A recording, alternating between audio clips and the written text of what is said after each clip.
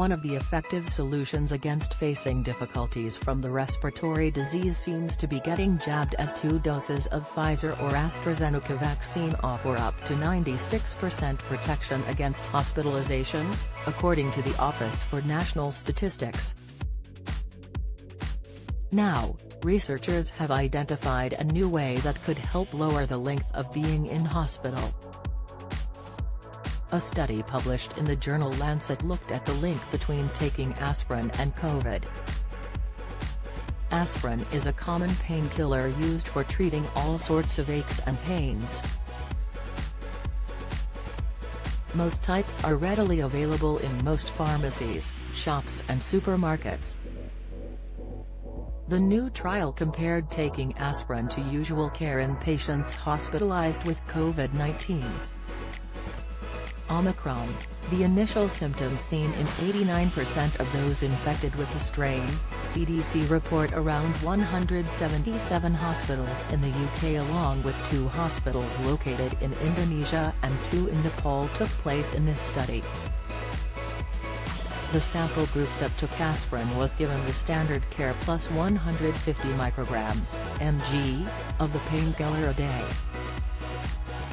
Aspirin usually comes in the form of a 300 mg tablet, with the recommended dose being 1 or 2 tablets every 4 to 6 hours, the NHS explains. The trial was ongoing for 5 months between November 2020 and March 2021. Don't miss Omicron, the initial symptoms seen in 89% of those infected with the strain, CDC report.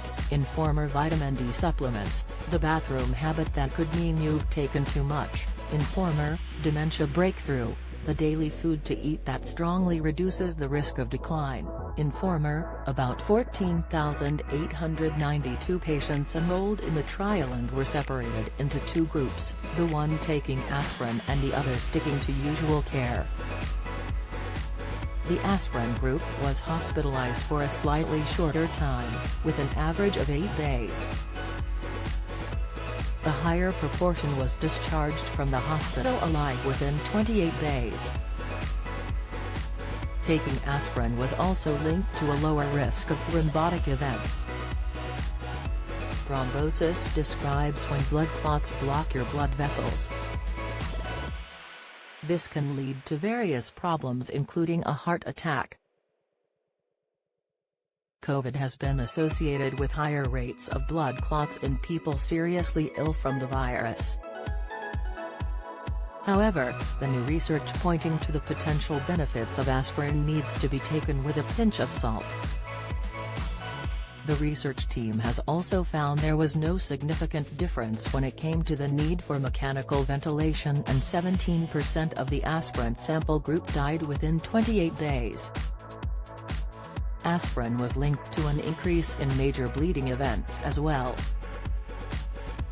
This is because the painkiller is a blood thinner, which can make you bleed more easily.